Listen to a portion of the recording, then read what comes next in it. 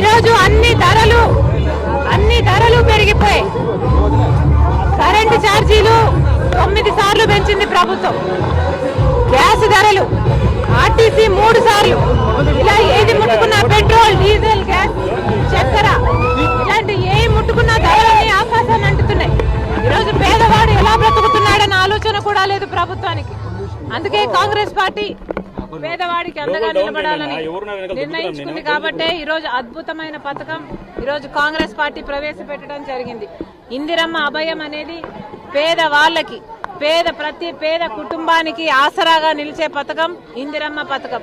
ఇందిరమ్మ పథకం ద్వారా ప్రతి పేద కుటుంబానికి 5,000 రూపాయలు ప్రతి నెల ఇంటి మహిళ చేతుల్లోనే, ఇంటి మహిళ ఖాతాలోనే జమ చేసే పథకం ఇందిరమ్మ పథకం. ఈరోజు ఆంధ్ర రాష్ట్ర అభివృద్ధి గురించి ఆలోచించిన ఏకైక పార్టీ కాంగ్రెస్ పార్టీ. కాబట్టే ఈరోజు ప్రత్యేక హోదా, మన ఊపిరి లాంటి ప్రత్యేక హోదా కోసం ఉద్యమిస్తున్న ఏకైక పార్టీ కాంగ్రెస్ పార్టీ.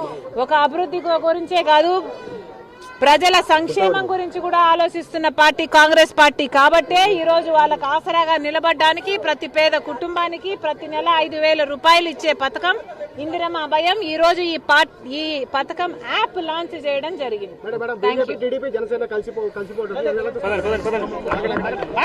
అందరూ దొంగలే, ఎందుకు కలుస్తున్నారో చంద్రబాబు గారు సమాధానం చెప్పాలి. మనకు పోలవరం ఇచ్చారని కలుస్తున్నారా? మనకు ప్రత్యేక హోదా ఇచ్చారని కలుస్తున్నారా?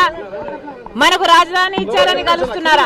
5 సంవత్సరాలు మీరు బీజేపీ పార్టీతో పొత్తు పెట్టుకున్నారు. పొత్తు పెట్టుకొని కూడా ప్రజలకు న్యాయం చేయకపోతే మరి మళ్ళీ అదే బీజేపీ పార్టీతో ఎందుకు కలుస్తున్నాడో చంద్రబాబు గారు ఆంధ్ర రాష్ట్ర ప్రజలకు సమాధానం చెప్పాలి.